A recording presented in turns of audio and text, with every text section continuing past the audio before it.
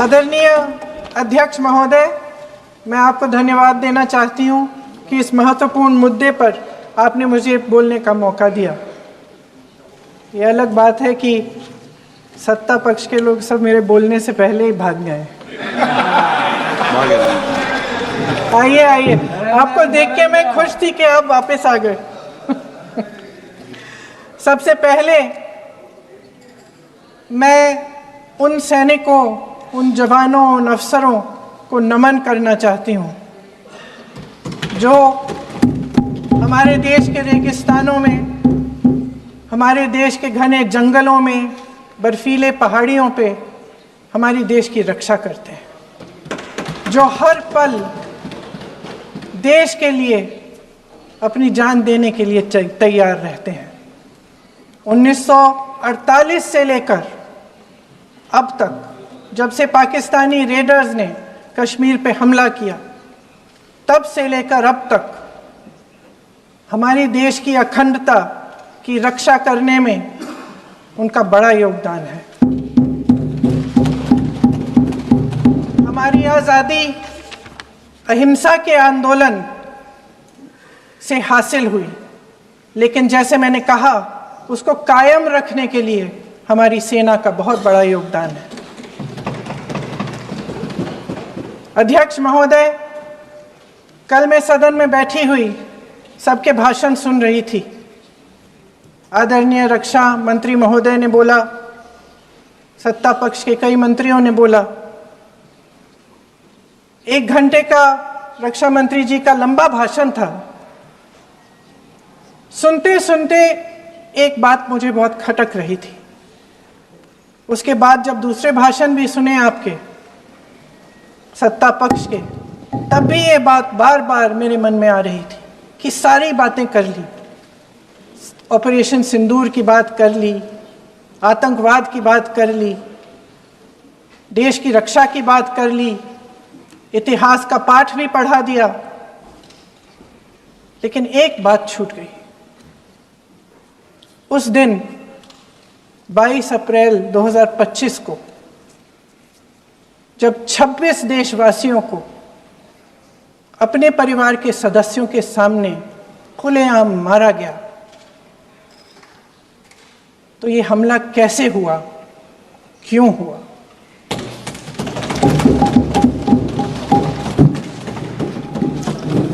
अध्यक्ष महोदय, ये लोग बैसारन वैली में, पहलगाम के पास कश्मीर में क्या कर रहे थे? आजकल पब्लिसिटी का दौर है, प्रचार का ज़माना है। कुछ समय से हमारी सरकार ये प्रचार कर रही थी कि कश्मीर में आतंकवाद ख़त्म हो गया है, कि कश्मीर में शांति है, अमन चैन है। प्रधानमंत्री जी ने खूब भाषण दिए, देशवासियों को कहा कि चलिए कश्मीर चलिए, सैर करिए। कई बार मैंने ये भी देखा मीडिया पर, टीवी पर, कि कश्मीर जाइए, ज़मीन खरीदिए, अब वहाँ अमन चैन है, शांति का वातावरण है। इसी बीच शुभम द्विवेदी, एक कानपुर के नौजवान, और उनके पूरे परिवार ने तय किया कि वो कश्मीर जाएंगे। शुभम द्विवेदी की 6 महीने पहले शादी हुई थी।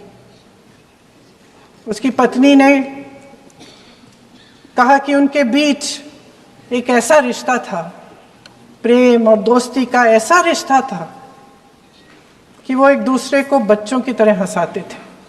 सोशल मीडिया पर एक वीडियो भी जारी है जिसमें पूरा परिवार एक साथ बैठा हुआ ताश खेल रहा है और ऐसे हंस रहे हैं, ऐसे हंस रहे हैं कि उस वीडियो को देख के किसी का भी दिल टूट जाए कि इस परिवार को इस तरह से उजड़ने क्यों दिया हमने। 22 अप्रैल 2025 को बैसारन वैली में मौसम का मिजाज अच्छा था। जैसे हर रोज़ लगातार 1000 से 1500 लोग वहाँ पहुँचते थे, उसी तरह से उस दिन भी तमाम पर्यटक वहाँ पहुँचे। वहाँ का रास्ता आसान नहीं है अध्यक्ष महोदय जी, जंगल से जाना पड़ता है, पहाड़ों के बीच जाना पड़ता है, घोड़े से जाना पड़ता है। ये परिवार वहाँ पहुँचे, मौसम सुहाना था, उनके बच्चे ट्रैम्पोलिन पे खेल रहे थे, कोई जिपलाइन कर रहा था, कोई चाय पी रहा था, तो कोई कश्मीर की सुंदर वादियों की ठंडी हवा का मज़ा ले रहा था। शुभम अपनी पत्नी के साथ एक स्टॉल पे खड़े थे। तभी अचानक 4 आतंकवादी जंगल में से निकलते हैं और शुभम को वहीं अपनी पत्नी के सामने मार डालते हैं। उसके बाद वे वहाँ से पूरे वैली में 1 घंटे के लिए लोगों को चुन चुन कर मारते हैं। किसी के पति को अपनी पत्नी के आंखों के सामने, किसी के पिता को अपने बेटे के सामने, चुन चुन कर 26 लोगों को मार डालते हैं। शुभम की पत्नी घबराकर वहां से भागने की कोशिश करती है, अपनी जान बचाने के लिए जंगल की तरफ दौड़ती है। वहां पता चलता है कि तमाम लोग जंगल की तरफ दौड़े हैं और अपनी जान बचाने की कोशिश कर रहे हैं।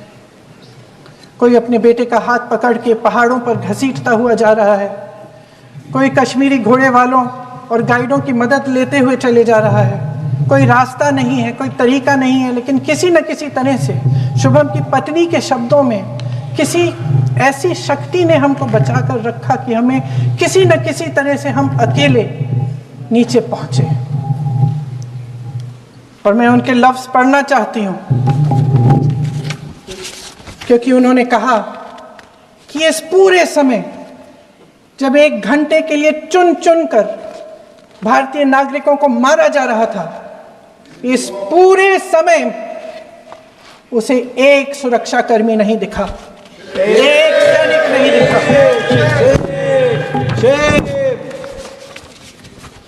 शुभम की पत्नी ने कहा, कोट, मैंने अपनी दुनिया को खत्म होते हुए देखा, अपनी आंखों के सामने एक सिक्योरिटी गार्ड नहीं था। मैं ये कह सकती हूं कि देश ने, सरकार ने हमें वहां पे अनाथ छोड़ दिया था। सिक्योरिटी क्यों नहीं थी वहां पे एक सैनिक क्यों नहीं दिखा? क्या सरकार को मालूम नहीं था कि यहां रोज 1000 से 1500 पर्यटक जाते हैं? क्या सरकार को मालूम नहीं था कि यहाँ के पहुंचने के लिए जंगल के रास्ते से जाना पड़ता है? अगर कुछ हो जाएगा तो लोग वहां से निकल नहीं पाएंगे। एक चिकित्सा का इंतजाम नहीं था, फर्स्ट एड का इंतजाम नहीं था, कोई इंतजाम नहीं था, ना सुरक्षा का ना फर्स्ट एड का। इन लोगों को भगवान भरोसे छोड़ दिया गया। ये लोग वहां पे इस सरकार के भरोसे गए और इस सरकार ने उन्हें भगवान भरोसे छोड़ दिया।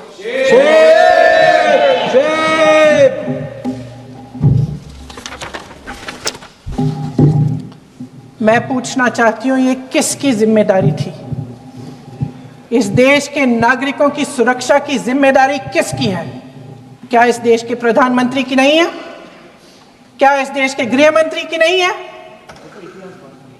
क्या इस देश के रक्षा मंत्री की नहीं है? क्या एनएसए की नहीं है? अध्यक्ष महोदय, पहलगाम हमले से सिर्फ 2 हफ्ते पहले हमारे गृह मंत्री महोदय जी कश्मीर गए थे। किस लिए गए थे?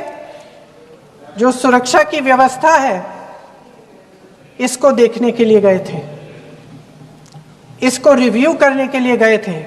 और उन्होंने वहां कहा कि आतंकवाद पर विजय प्राप्त हुई है। ये 2 हफ्ते पहले है।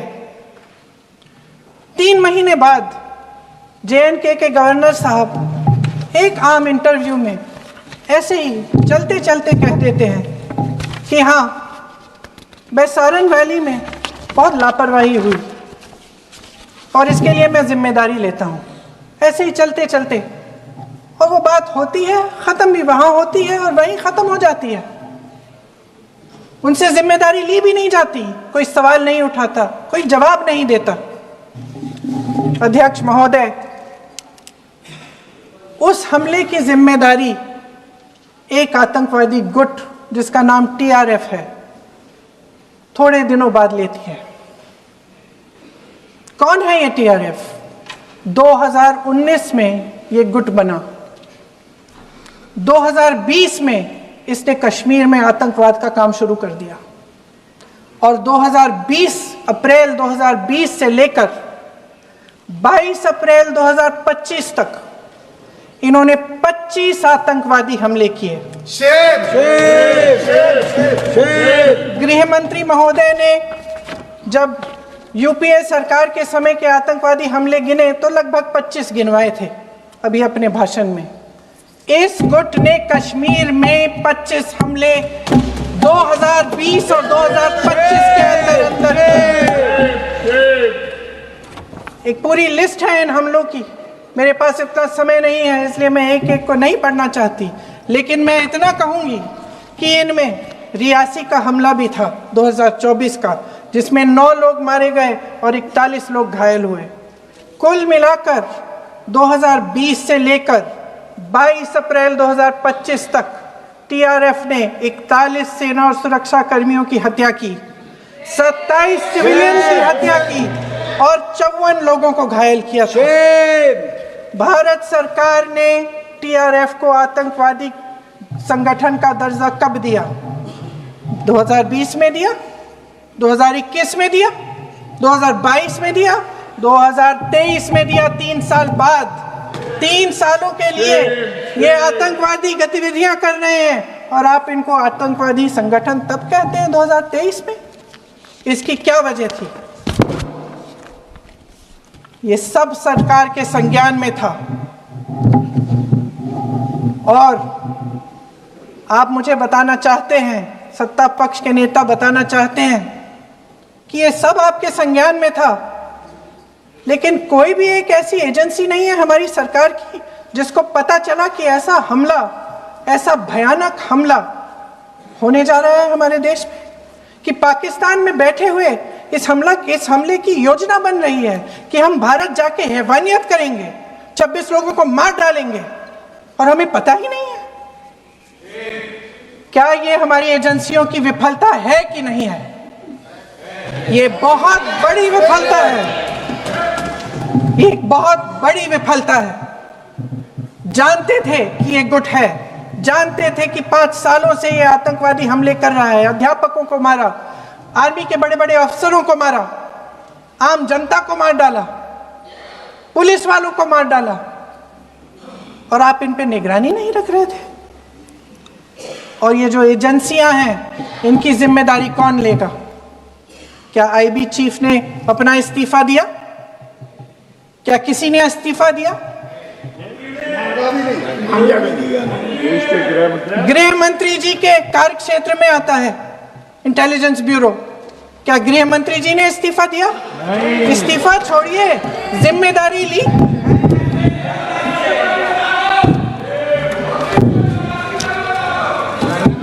साहब देखिए, इतिहास की बात आप करिए, मैं वर्तमान की बात करना चाहती हूँ। आपको तो एक बहाना चाहिए, आपको तो एक बहाना चाहिए। पूरे परिवार का नाम गिनवा देते हैं। अरे अपनी जिम्मेदारी खुद लीजिए। 11 सालों के लिए तो सत्ता में आप हैं।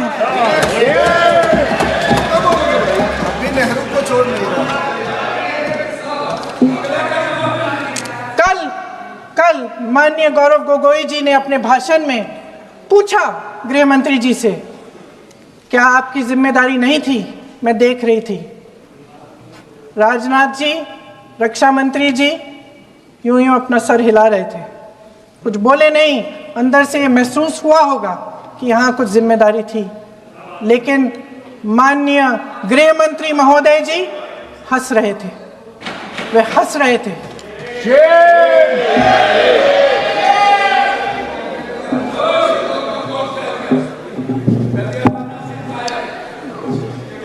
अध्यक्ष महोदय, कल सत्ता पक्ष और आज भी सत्ता पक्ष के नेताओं ने 2008 के मुंबई के हमलों का जिक्र किया, बार बार कहा कि मनमोहन सिंह जी की सरकार ने कुछ नहीं किया। ये तो जानकारी होगी ना कि उसी समय जब वो आतंकवादी हमला चल रहा था तभी उन आतंकवादियों को मार डाला था, एक बचा था और उसको भी फांसी दे दी थी 2012 में। महाराष्ट्र के मुख्यमंत्री ने इस्तीफा दिया। देश के गृह मंत्री ने जिम्मेदारी लेकर इस्तीफा दिया। एक जवाबदेही थी पब्लिक के प्रति, एक जवाबदेही थी इस देश की जनता के प्रति, इस देश की धरती के प्रति।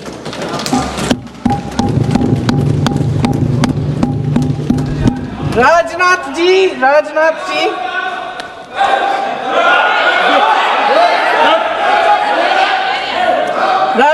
जी तो पुलवामा, उरी और पठानकोट के समय गृह मंत्री रहे थे। आज वे रक्षा मंत्री हैं और हमारे गृह मंत्री महोदय श्री अमित शाह जी के नाक के नीचे पूरा मणिपुर जल गया, दिल्ली में दंगे हुए, पहलगाम में हमला हुआ और आज भी वे उसी पद पर बैठे हैं। क्यों? अध्यक्ष महोदय, बमबारी से अखबारों के हेडलाइन बनते हैं, मगर कहानी सुरक्षा में की चूक में भी है। आज देश खोखले भाषण नहीं सुनना चाहता, देश जवाब चाहता है, तसल्ली चाहता है कि सच उससे छिपाया नहीं जाएगा। देश जानना चाहता है कि उस दिन अप्रैल 22, 2025 को क्या हुआ और क्यों हुआ। आप तो खुद अपनी पीठ थपथपाने में लगे रहते हैं। सेना, देश, संसद से सच छुपाते हैं। ऑपरेशन सिंदूर जब शुरू हुआ, हम सब ने समर्थन किया, सब एकजुट होकर खड़े हो गए इस देश के लिए। दोबारा होगा, दोबारा खड़े हो जाएंगे। अगर हमारे देश पे हमला होता है तो यहाँ इस सदन में किसी भी पार्टी का हो, कोई भी हो, सब आपका समर्थन करेंगे। और हमें अपनी सेना पर गर्व है कि उन्होंने इस बार भी दृढ़ता से लड़ाई लड़ी, धैर्य से लड़ाई लड़ी, वीरता से लड़ाई लड़ी। लेकिन इस ऑपरेशन का सिंदूर का क्रेडिट, उसका श्रेय तो हमारे प्रधानमंत्री जी चाहते हैं। सही भी है, ठीक है, सही है, श्रेय ले। ओलंपिक्स में हमारा मेडल आता है, उसका भी श्रेय लेते हैं, लेकिन सिर्फ श्रेय लेने से नहीं होता नेतृत्व, जिम्मेदारी भी लेनी पड़ती है।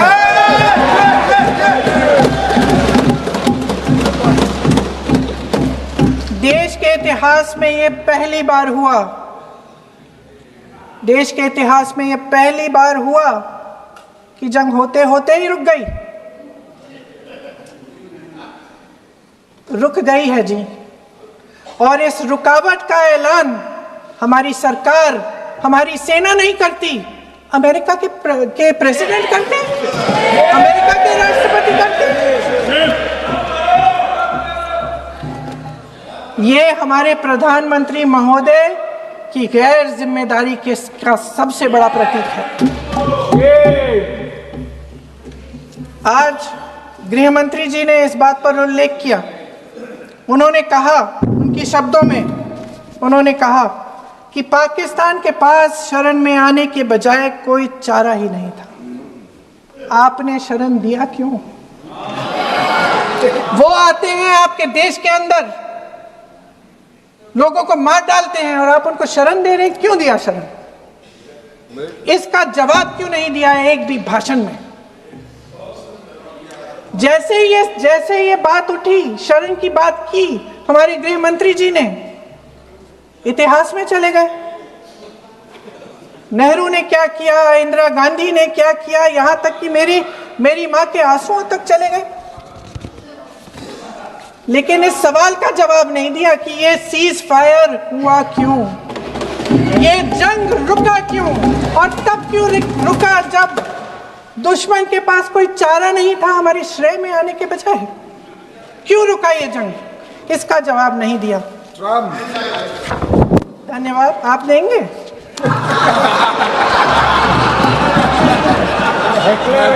मंत्री देना भाई देना, आपको टाइम मिलेगा तो। टाइम नहीं मिलेगा आपको शायद।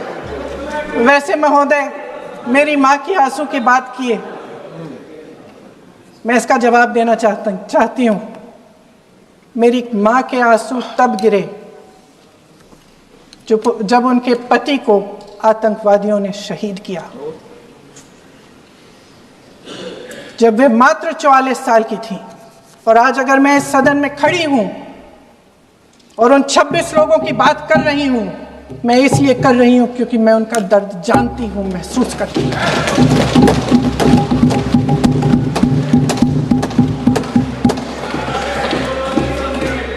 अध्यक्ष महोदय, मैंने कहा कि देश का नेतृत्व सिर्फ उपलब्धियों का श्रेय लेने से मजबूत नहीं होता।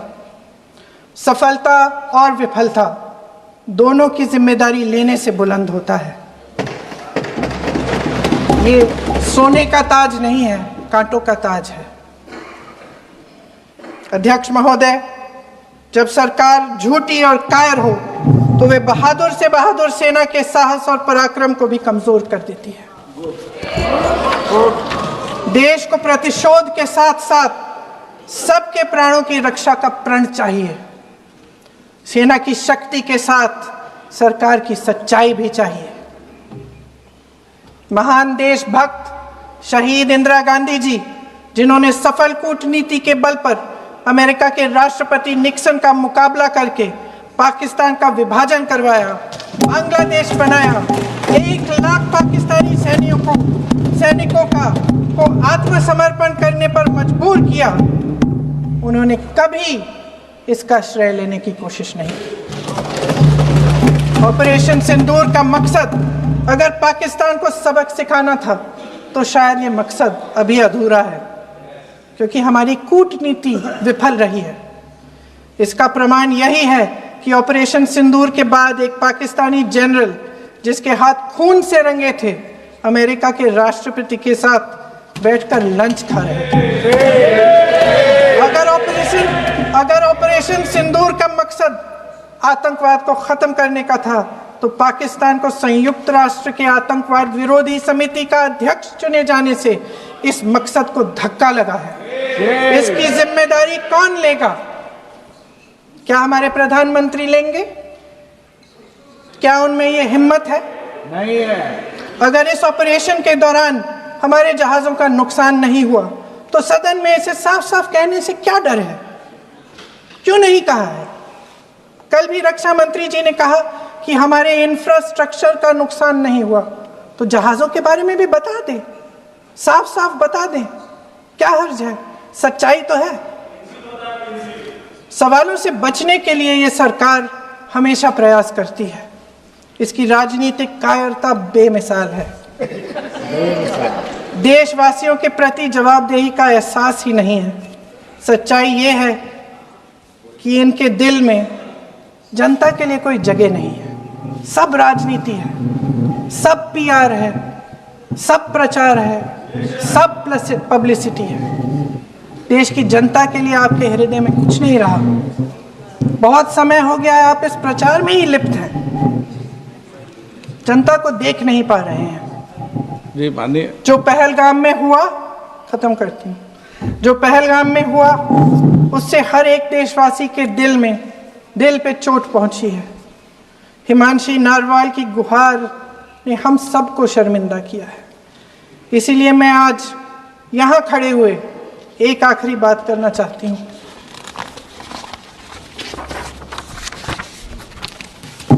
इस सदन में लगभग सभी के पास सुरक्षा है, सुरक्षा की व्यवस्था है।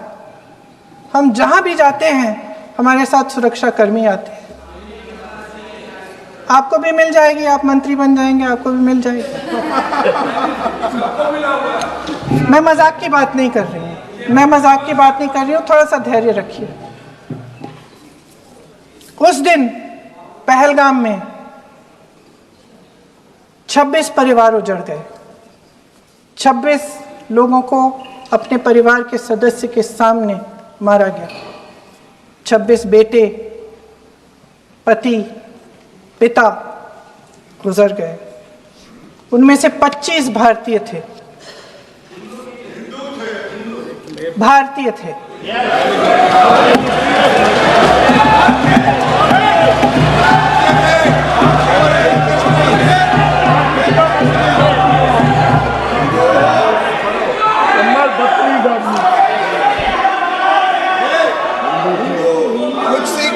जितने भी लोग बैसारन वैली में थे और जो 25 भारतीय मारे गए, उनके लिए कोई सुरक्षा नहीं थी। कोई सुरक्षा नहीं थी। आप कितने भी ऑपरेशन कर डालें, आप इस सच्चाई के पीछे छुप नहीं सकते, इसे नकार नहीं सकते। आपने उनको सुरक्षित नहीं किया। कोई शर्म नहीं है, कोई शर्म नहीं है, कोई शर्म नहीं है और ना कभी होगी। सुन लीजिए, सुबह भी मैं शिव मंत्र बोल के आई हूं। इनको क्या पता शिव मंत्र क्या है? कुर्सी मंत्र इनका। खत्म कर लूं अपना भाषण। कुर्सी मंत्र। मैं एक बार उन 25 भारतीयों के चुप रही। मैं एक बार उन 25 भारतीयों के नाम इस सदन में पढ़ना चाहती हूं, ताकि यहां बैठे हर सदस्य को यह एहसास हो कि वे भी हमारी तरह इंसान थे, किसी राजनीतिक बिसात के मोहरे नहीं थे। वे भी इस देश के बेटे थे, वे भी इस देश के शहीद हैं। उनके परिजनों के प्रति हम सब की जवाबदेही बनती है। उन्हें सच्चाई जानने का हक है। समीर गुहा भारतीय, बिट्टन अधिकारी, मनीष रंजन, हेमंत सुहास जोशी, विनय नारवाल, सुशील नथनियल, अतुल श्रीकांत मोने, सैयद आदिल हुसैन शाह, नीरज वानी, एन रामचंद्रन, संजय लक्ष्मण लेले, मानिए प्लीज।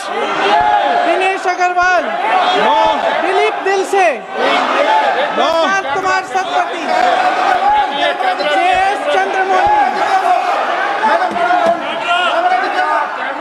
अब आप बोलिए, अब आराम से। JS चंद्रमौली, यतीश परमार, S मधुसूदन राव, सदस्य नारेबाजी का सदन नहीं है। शैलेश कलाटिया, ये तरीका ठीक नहीं है आपका। मंजुनाथ राव, कौस्तभ गणबोटे, शुभम द्विवेदी,